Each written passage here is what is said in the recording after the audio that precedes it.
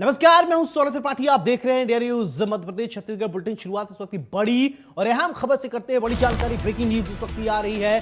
आपको बता देते हैं कि भोपाल से जहां पर किसान प्रतिनिधियों के साथ मंत्रालय में बैठक, ये बड़ी जानकारी आपको बता रहे हैं कि मुख्यमंत्री डॉक्टर मोहन यादव के निर्देश पर हो रही है बैठक।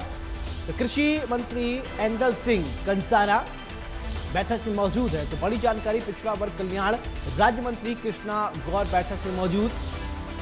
किसान संगठनों के प्रतिनिधियों से हो रही है चर्चा। तो ये बड़ी जानकारी इस वक्त आप देख पा रहे हैं, जहां पर मुख्यमंत्री डॉक्टर मोहन यादव के निर्देश पर हो रही है बैठक। तो कृषि मंत्री ऐंदल सिंह कंसाना, मंत्री विश्वास सारंग बैठक में मौजूद है।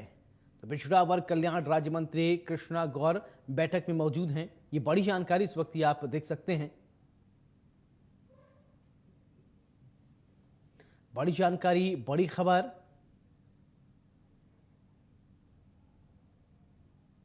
तो कृषि मंत्री ऐंदल सिंह कंसाना, मंत्री विश्वास सारंग बैठक में मौजूद हैं।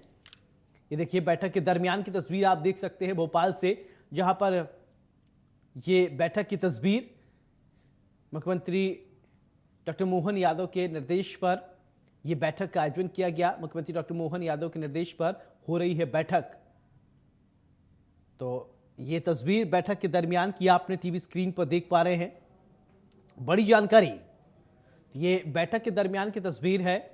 कृषि मंत्री ऐंदल सिंह कंसाना, मंत्री विश्वास सारंग बैठक में शामिल हुए हैं। पिछड़ा वर्ग कल्याण राज्य मंत्री कृष्णा गौर बैठक में मौजूद हैं। ये देखिए बैठक के दरमियान की तस्वीर आप देख पा रहे हैं। महत्वपूर्ण ये बैठक है। मुख्यमंत्री डॉक्टर मोहन यादव के निर्देश पर यह बैठक, तो किसान प्रतिनिधियों के साथ बैठक की जा रही है। जो भी समस्याएं होंगी उन तमाम समस्याओं को सुना जाएगा। ये तस्वीर आप देख पा रहे हैं। कृषि मंत्री ऐंदल सिंह कंसाना, मंत्री विश्वास सारंग। ये तस्वीर आप देख पा रहे हैं। मुख्यमंत्री डॉक्टर मोहन यादव के निर्देश पर यह बैठक हो रही है।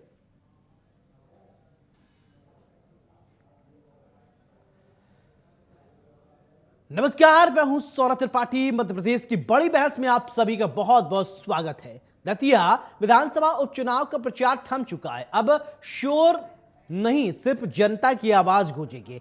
30 जुलाई को लोकतंत्र का सबसे बड़ा फैसला ईवीएम में कैद होगा। 291 मतदान केंद्रों पर 2,20,000 से ज्यादा मतदाता अपने मताधिकार का इस्तेमाल करेंगे। लेकिन यह सिर्फ एक विधानसभा सीट का चुनाव नहीं, बल्कि यह सत्ता और विपक्ष दोनों की राजनीतिक साख की परीक्षा भी है। एक तरफ भारतीय जनता पार्टी है, जो अपने परंपरागत सीट बचाने की चुनौती से जूझ रही है। दूसरी तरफ कांग्रेस है, जो इसे वापसी का सबसे बड़ा मौका मान रही है। वहीं पर निर्दलीय और स्थानीय समीकरण भी मुकाबले को दिलचस्प बना रहे हैं। चुनाव आयोग ने सुरक्षा के अभूतपूर्व इंतजाम किए हैं। 291 में से 233 मतदान केंद्रों को संवेदनशील घोषित किया गया है। सीआरपीएफ, एसएएफ और मध्य प्रदेश पुलिस की कड़ी निगरानी में मतदान होगा, यानी सुरक्षा चाक चौबंद है। लेकिन सबसे बड़ा सवाल राजनीति का है। क्या भाजपा दतिया का किला बचाने में सफल होगी?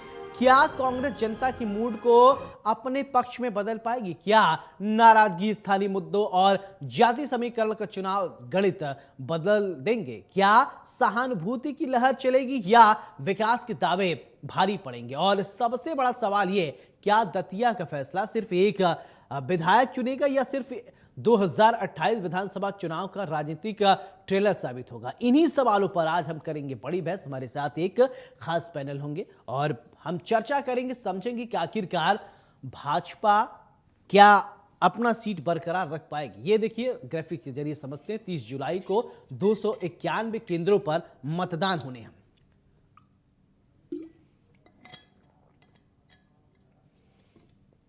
तो दतिया में कल लोकतंत्र का महापर्व है। ये तीन चेहरे, आशुतोष तिवारी, दामोदर यादव और घनश्याम, ये तीन चेहरे बहुत महत्वपूर्ण हैं। लेकिन अब देखना होगा कि क्या कांग्रेस यहां से कमबैक करती है या नरोत्तम मिश्रा की जो नाराजगी है वो यहां पर कहीं ऐसा तो नहीं है कि खेल बिगाड़ देगी, या दामोदर यादव को एक नया मौका मिलता है। राजनीति की इनकी जो शुरुआत है वो बहुत दिलचस्प होने जा रही है। ये जो तीन चेहरे आप देख रहे हैं ना, 30 जुलाई को जनता इनके किस्मत पर फैसला करेगी और इनके राजनीतिक भविष्य को लेकर भी कई बातें होंगी। अब देखिए, आगामी जो चुनाव होने हैं, उन चुनाव को लेकर भी अब ये साफ हो जाएगा कि जो ये क्या लिटमस टेस्ट है। तो हमारे साथ खास मेहमान जुड़ेंगे, सवाल हम पूछेंगे, जानेंगे। हमारे साथ मेहमान जुड़ गए हैं। सबसे पहले परिचय करवा देते हैं, फिर इसके बाद चर्चा की शुरुआत करते हैं। वरिष्ठ पत्रकार हमारे साथ डॉक्टर शिशिर उपाध्याय जी हैं, बहुत बहुत स्वागत है। भाजपा प्रवक्ता योगेश गुप्ता जी हमारे साथ हैं, बहुत बहुत स्वागत है। कांग्रेस प्रवक्ता अमित चौरसिया हमारे साथ हैं, बहुत बहुत स्वागत है। चर्चा की शुरुआत अमित जी मैं आपसे करना चाहता हूं कि इस बार का चुनाव बहुत दिलचस्प होने जा रहा है। अगर आप लोग जीतते हैं तो कांग्रेस को संजीवनी मिलेगी। अगर अब बीजेपी के पास यह है कि अपना सीट बचाना है या नरोत्तम मिश्रा का जो दबदबा था उसे बचाना, क्या मान के चला जाए कांग्रेस इस बार बेहतर नहीं बेहतरीन करने जा रही है? जी बिल्कुल त्रिपाठी जी। और जब जनता हिसाब मांगने पे आती है ना, तो मजबूत से मजबूत किले भी ढह जाते हैं। हमने देखा जंतर मंतर पे जब प्रदर्शन चला तो एक अहंकारी वो केंद्र सरकार जो कहती थी कि हमारी सरकार में मंत्रियों के इस्तीफे नहीं होते हैं, तत्काल इस्तीफा हो गया धर्मेंद्र प्रधान का। तत्काल जो है एंटी पेपर लीक बिल भी आ गया सदन के अंदर। तो ये बताता है कि जब जनता सड़कों पे आती है और जब सड़क से संसद तक मार्च होता है और जब जनता हिसाब मांगने को उतर आती है ना, तो मजबूत से मजबूत किले भी ढह जाते हैं जी। और यही वजह है कि आज भारतीय जनता पार्टी अपनी प्रतिष्ठा बचाने में लगी हुई है। एक तरफ मुख्यमंत्री जी ने जो है महल की सियासत को बढ़ाते हुए एक विकेट ले लिया नरोत्तम मिश्रा जी का। उनके दर्द, उनके आंख से छलकते हुए आंसू शायद आप सभी लोगों ने देखे होंगे, लेकिन कहीं ना कहीं जो महल के दरबारी थे वो जश्न मना रहे थे नरोत्तम मिश्रा के टिकट कटने पर। वो नरोत्तम मिश्रा जी कहीं नहीं दिखे उसके बाद चुनाव प्रचार में मुख्यमंत्री जी के मंचों पर। तो जनता सब देख रही है। जनता आज पूछ रही है मध्य प्रदेश में 20 साल का विकास कहाँ गया आपका, क्या हुआ तेरा वादा वो कसम वो इरादा, कि आपने कहा था कि किसानों की आय दोगुनी हो जाएगी। अरे महाराज, किसान तो सड़कों पर बैठा हुआ है। पहले गेहूं खरीदी के ऊपर लाठी खाई, फिर खाद पे लाठी खाई, फिर यूरिया पे लाठी खाई, अब मूंग की खरीदी पे लाठी खा रहा है। सरकार जो है बैकफुट पे आ गई है और आज की मुख्यमंत्री जी ने 3 लोगों को, मंत्रियों को भेज दिया कृष्णा गौर जी के साथ में कि जाइए संवाद स्थापित की जाए। किस बात का संवाद? हाँ। आप केंद्र सरकार से बात ही नहीं कर पाए कि 8 लाख क्यों कर दिया भैया, 4 लाख क्यों कर दिया आपने मीट्रिक टन, तो आधा क्यों कर दिया मध्य प्रदेश का बजट आपने। वहीं गेहूं खरीदी के ऊपर केंद्र सरकार ने जो है बजट चला दिया। विषयांतर हो रहा है। नहीं, विषयांतर हो रहा है, बिल्कुल विषयांतर हो रहा है, बिल्कुल विषयांतर होगा योगेश गुप्ता जी, क्योंकि जनता के जवाब आप देना नहीं चाहते।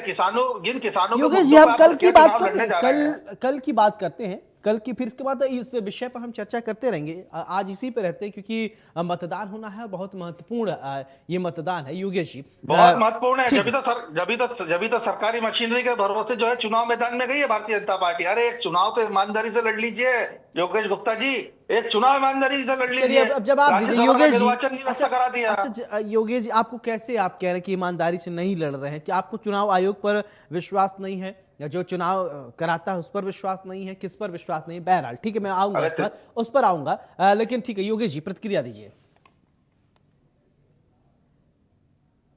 देखिए, भारतीय जनता पार्टी और उसका संगठन कोई भी चुनाव पूरी गंभीरता के साथ लड़ता है, चाहे वो विधानसभा का चुनाव हो, चाहे पार्षद का हो या लोकसभा का चुनाव हो। तो भारतीय जनता पार्टी जब चुनाव गंभीरता से लड़ता है तो उसका बूथ स्तर से लेकर मंडल स्तर और शक्ति केंद्रों तक का कार्यकर्ता धरातल पर प्रत्याशी की जीत सुनिश्चित करता है। 1 मिनट यार, मैं आपके बीच में नहीं बोला था, बदतमीजी ना करें। 3000 इस्तीफे हो गए तो उसमें भी तो बोलिए। यही मंडल जिला अध्यक्षों ने इस्तीफे दे दिए थे। अमित जी अपने बारे में बोलिए, उनको बोलने दीजिए, अपनी बात तो रखने देंगे ना एक बार, वो कहना क्या चाह रहे हैं बोलिए योगेश जी। बीच में उन्होंने टोका था, इसलिए जवाब दिया। पूछिए अब आप मुझसे। ठीक है योगेश जी, कंप्लीट। देखिए ऐसा है कि हाँ देखिए ऐसा है कि मैं अभी हाल ही में 4-5 दिन दतिया में होकर आया हूँ। तो ये कहना तो गलत है कि डॉक्टर नरोत्तम मिश्रा जी भारतीय जनता पार्टी के प्रत्याशी के साथ या मुख्यमंत्री के साथ या प्रदेश अध्यक्ष के साथ नहीं नजर आए। कल शाम को 3 बजे एक प्रेस वार्ता प्रदेश अध्यक्ष जी और हमारे प्रभारी डॉक्टर महेंद्र सिंह के साथ नरोत्तम मिश्रा जी ने संबोधित की। उसके पहले रोड शो में वो थे, उसके पहले सार्वजनिक मंचों में थे, उसके पहले वो हमारे प्रत्याशी आशुतोष तिवारी से घर घर जाकर, गांव गांव जाकर मतदान के लिए अपील कर रहे हैं। तो निश्चित रूप से जो नाराजगी थी वो दूर भी की गई है और भारतीय जनता पार्टी में जब कार्यकर्ता संगठन के दिशा निर्देशों के अनुरूप काम करता है तो निश्चित रूप से प्रत्याशी की जीत के लिए काम करता है। और मैं ये मानता हूं कि अभी कांग्रेस के प्रवक्ता से ये पूछिए, जो पराजय का भाव स्पष्ट रूप से नजर आते हुए इनकी बयान आने शुरू हो गए। आपने बताया अपनी रिपोर्टिंग में 251 मतदान केंद्र, जिसमें से 233 अति संवेदनशील, मतलब प्रशासन चुस्त मुस्तैद है। बावजूद इसके आरोप लगाए जा रहे हैं कि शासन और प्रशासन के माध्यम से चुनाव जीतने की मंशा। अरे भैया, ये चुनाव सीआरपीएफ के कड़ी निगरानी में चुनाव आयोग के 2 पर्यवेक्षकों की मौजूदगी में यह मांग भी कांग्रेस ने रखी है। सीआरपीएफ की मांग भी कांग्रेस ने रखी थी। सीआरपीएफ ठीक है, 14 अधिकारी हटाए, 14 अधिकारी हटाए, आपको कुछ मालूम है? कुछ नहीं मालूम, आपको मालूम है, कुछ नहीं सब आपको ही मालूम है। जो ठग रहे हो मध्य प्रदेश की जनता को, जो ठग रहे हो भैया। अच्छा, कौन सा चुनाव सीआरपीएफ की मौजूदगी में? देखिए सौरभ जी, इस प्रकार की डिबेट में करता नहीं हूँ। ये 291 में 233 कांग्रेस के प्रवक्ता ये लोग अच्छा चैनलों की प्रतिष्ठा के साथ बताइए। ठीक है, क्योंकि जीतने के बाद चलिए ठीक है, ठीक है, शिशिर जी को चर्चा में लेके आता हूं। ठीक है, ठीक है योगेश जी, आपकी बात आ गई, आपकी बात आ गई। ठीक है शिशिर जी, एक बात मैं ये आपसे, ठीक है सर, नहीं आई सौरभ जी 1 मिनट दीजिए। मेरी बात नहीं आई है। मैं आपके चैनल के माध्यम से दतिया वासियों से विनम्र अनुरोध करता हूं कि कल सुबह से होने वाले मतदान में भारी से भारी संख्या में जाकर मतदान करें और अपने मन में जो प्रत्याशी है उसके लिए वोट करें। ठीक है, ये नहीं कहता ठीक है, एक प्रतिक्रिया ले लेता हूँ। देखिए काफी देर से आपने बोल लिए, 11 मिनट हो गया, 11 मिनट। शिशिर जी, मेरा सवाल आपसे, ठीक है, ठीक है योगेश जी, देखिए शिशिर जी को चर्चा में लाता हूँ। शिशिर जी, मेरा सवाल आपसे, कल का ये जो, ठीक है सर, जागरूक है, ठीक है प्लीज, मतदाता एयरपोर्ट जो बना है उसको लेकर जागरूक है। ठीक है, ठीक है योगेश जी प्लीज। उपेक्षा जो 2.5 शिशिर जी, मेरा सवाल, कल का ये जो मतदान होने आए तो कैसे देखते हैं शिशिर जी? क्या आपको समझ में आ रहा कि भारतीय जनता पार्टी वर्सेस कांग्रेस, या फिर एक तीसरा विकल्प दामोदर यादव भी इस समय चुनावी मैदान में ताल ठोक रहे हैं? आप ग्राउंड पे रहते हैं, देखते हैं, क्या आपको लग रहा है इस बार? देखिए, मैं अभी 3 दिन दतिया में ही था और पूरा हर विधानसभा क्षेत्र के प्रत्येक ऐसे क्षेत्र में गया हूं जो निर्णायक भूमिका में हूं। और जैसा अभी हमारे गुप्ता जी ने कहा, मैं उस पर सहमत हूं कि भारतीय जनता पार्टी 24 घंटे चुनावी मोड में रहती है जी। चुनाव होने के तुरंत अगली तैयारी हो जाती है। कांग्रेस चुनाव के लिए मैदान में उतरी है और कड़ी टक्कर दे रही है। दतिया में ये जो योगेश जी ने बोला, अभी गुप्ता जी ने, कि एयरपोर्ट है, मेडिकल है, तो भैया 2.5 साल पहले क्यों हरा दिया? 2.5 साल पहले हराया क्यों था? कि सारे एयरपोर्ट आज, ये सारा डेवलपमेंट तो पहले हुआ था। और देखिए शिशिर जी, चुनाव में हार जीत होती है। एक हार का मतलब यह नहीं होता कि दतिया की जनता दोबारा भारतीय जनता पार्टी के प्रत्याशी को अपना आशीर्वाद नहीं देगी। इसलिए आप उस बात के मद्देनजर, इसके पहले 6 बार नरोत्तम जी जीते ना वहां से चुनाव, एक हार पे आप ये नहीं मान सकते हैं कि वो कांग्रेस का गढ़ हो गया है। मैं वहां पे 5 दिन रहा हूं। कल मैंने झांसी स्टेशन पर वंदे भारत ट्रेन के समय इंतजार करते हुए दिग्विजय सिंह जी, राजकुमार पटेल, पीसी शर्मा और अन्य कांग्रेस नेताओं के लटके हुए चेहरे देखे। उनसे मैंने बातचीत करी, और निश्चित रूप से दावेदारी से नहीं कहा कि हमारा प्रत्याशी जीत रहा है। अब देखिए, हो सकता है किसी ने भी नहीं कहा। गुप्ता जी, हो सकता है कि थकान हो भाई, अब लगा शिशिर जी को अपनी बात रखने दीजिए। योगेश जी, अब चेहरे लटके थे, हो सकता है कि थकान भी हो सकती है। नहीं ऐसा वो, लेकिन ठीक है शिशिर जी बोलिए। योगेश जी, शिशिर जी आप अपनी बात रखिए। देखिए, विकास तो चुनेगी निश्चित रूप से जी। निर्णायक फैक्टर वहां पर सामाजिक जो और निर्णायक फैक्टर वही रहेगा तीसरे प्रत्याशी का। अभी तक जिस तरीके से वहां पर, जैसा उन्होंने कहा था, सबसे महत्वपूर्ण है नाराजगी, नरोत्तम मिश्रा की नाराजगी कितनी कम हो पाई है। ब्राह्मण समाज नरोत्तम मिश्रा के साथ था और वो ब्राह्मण समाज नरोत्तम मिश्रा के कहने पे इधर जा रहा है कि नहीं। प्लस पिछड़े वर्ग के जो वोट हैं, पिछड़े वर्ग के वोट बांटने की बात हुई थी, लेकिन एक ये बिल्कुल सत्य है त्रिपाठी जी, मैंने वहां कम से कम 4 लोगों से बात की होगी, अलग अलग समाज के लोगों। वहां पर स्थानीय मुद्दा चला है ये ना तो तिवारी जी स्थानीय है ना नरोत्तम मिश्रा स्थानीय है। हाँ, जी चले ठीक है। योगेश जी देखिए, अब ये कह रहे हैं कि न नरोत्तम मिश्रा स्थानीय है, न आशुतोष तिवारी स्थानीय है, तो फिर अगर स्थानीय नहीं है जी जी शिशिर जी जो दूसरे परिवारों से जाके ठीक ठीक है, थोड़ी दिक्कत हो रही है। अब इसका मैं जवाब ले लेता हूं योगेश जी से। योगेश जी क्या सोचते हैं, फिर इसके बाद मैं योगेश जी क्या बाहरी लोगों को मौका।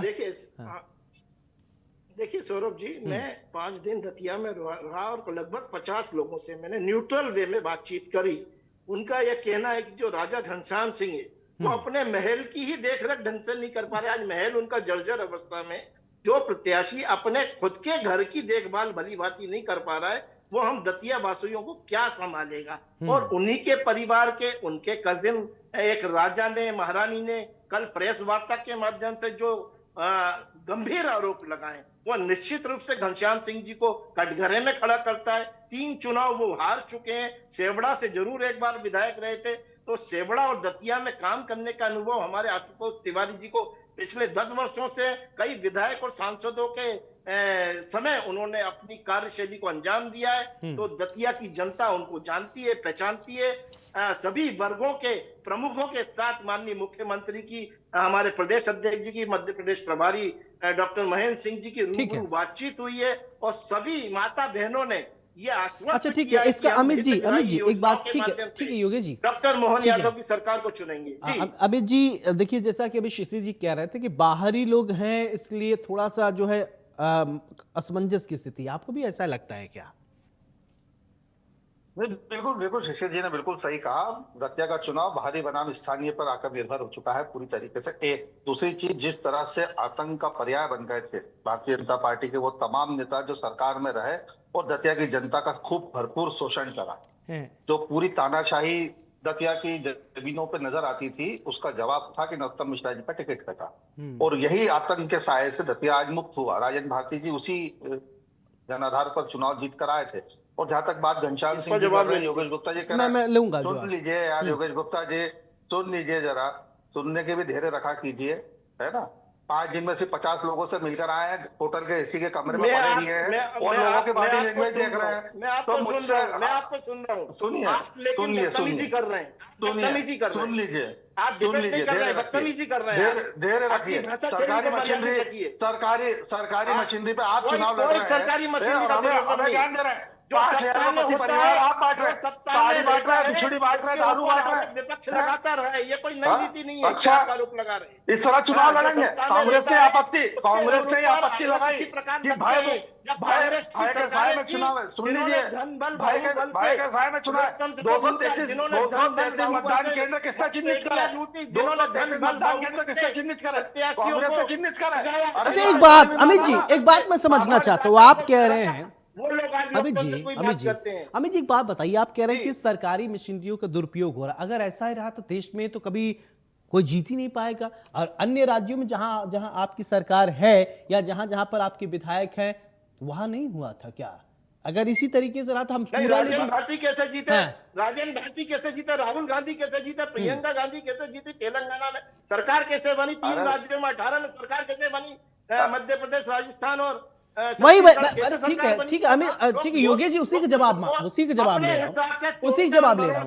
उसी जो आप कह रहे हैं उन्हीं सवालों का मैं जवाब ले रहा हूँ। ठीक है अमित जी बोलिए। कांग्रेस ने हमेशा लोकतांत्रिक व्यवस्थाओं पर विश्वास रखा है। लोग कभी प्रजातंत्र को बंधक नहीं बनाया, जिस तरह भारतीय जनता पार्टी ने जंतर मंतर पर पूरे प्रजातंत्र को बंधक बनाया। छोटी छोटी बच्चियों पे जो है उनके कपड़े फाड़े गए, उनपे गलत जगहों पे उनके निजी अंगों के ऊपर लाठीचार्ज की, प्लेटेड गन चलाई। नहीं, अब तो कार्रवाई हो रही है ना। वो आम आदमी पार्टी के लोग थे, वो आम आदमी पार्टी के गुंडे थे। पार्टी जी नहीं योगेश जी अपनी बात रखने दीजिए। देखिए योगेश जी, नहीं योगेश जी के अंदर जेल जी नहीं थे।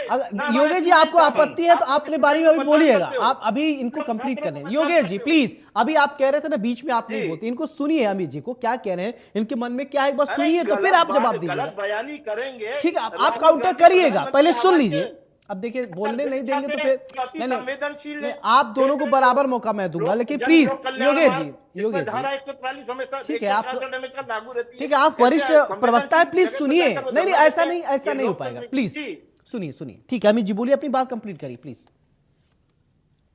तो त्रिपाठी जी, मैं वही कह रहा हूँ कि कांग्रेस ने कभी इस देश के प्रजातंत्र को बंधक नहीं बनाया। हर उस विरोध में उठती हुई आवाज का कांग्रेस शासन में बकायदा सम्मान किया गया। चाहे मनमोहन सिंह जी के 10 वर्ष की शासनकाल के जाओ, कर्नाटक की बात कर ले, हिमाचल में, जहां जहां कांग्रेस की अभी वर्तमान में सरकार है, हमने विरोध को कभी दमन नहीं करा। विरोध हमने विरोध को सुना, लेकिन भारतीय जनता पार्टी अपने अहंकार के आगे किसी का दमन, किसी का विरोध सुनना ही नहीं चाहती। एक बात। दूसरी बात, दतिया परंपरागत कांग्रेस की सीट रही है, ठीक है जी। और अगर इतना ही मजबूत होते तो मंत्री थे, गृह मंत्री थे नरोत्तम मिश्रा जी, चुनाव में आए, हार गए। तो जनता ने वहां अराजकता और आतंक से मुक्ति चाहिए थी और वो आतंक से मुक्त हो गई थी। लेकिन भारतीय जनता पार्टी ने चुनाव तो इंदिरा गांधी भी हारी थी, चुनाव तो इंदिरा गांधी भी हारी थी। अरे सुन लो भैया, सुन ले यार, चुनाव हारे, उसमें क्या है? चलिए ठीक है, अब हमारे पास थोड़ा वक्त की कमी है। एक छोटा सा कमेंट योगेश जी, योगेश जी एक छोटा सा कमेंट प्लीज। जनता का एक बार, अरे तुम्हारे देश का, अरे तुम्हारे प्रधानमंत्री की एक पेल निकली तो बौखला गए। नहीं। कंगना रनौत कह रही क्या? कंगना रनौत देश की जनरेशन का गठन था, जनरेशन के हम जिस विषय पे है हम डिरेल हो रहे हैं। अब देखिए मुद्दा डिरेल हो रहे हैं अमित जी, अमित जी, अमित जी, उसी जीतू पटवारी के भाई में। अमित जी देखिए डिरेल हो रहे हैं। देखिए हमारे पास वक्त की कमी ना, डिरेल मत होइए, हम 30 तारीख पर ही चर्चा करें ना ना ना ना, मुद्दे से भटकिए मत, मुद्दे से। ठीक है, बहुत बहुत शुक्रिया आप दोनों का, बहुत बहुत शुक्रिया हमारे साथ बड़ी बहस में चर्चा करने के लिए, बहुत बहुत शुक्रिया। अब देखिए 30 जुलाई को मतदान होना है और मतदान बहुत महत्वपूर्ण है। आप मतदान का अपना जरूर इस्तेमाल करिए। कौन जीतता है कौन हारता है ये तो जनता तय करेगी और जनता जिसको चाहेगी उसी को सिर माथे पर बैठाएगी। लेकिन हाँ, वोट देना बहुत जरूरी है, वोट जरूर दीजिएगा। बड़ी बहस में मेरे साथ फिलहाल इतना ही। नमस्कार।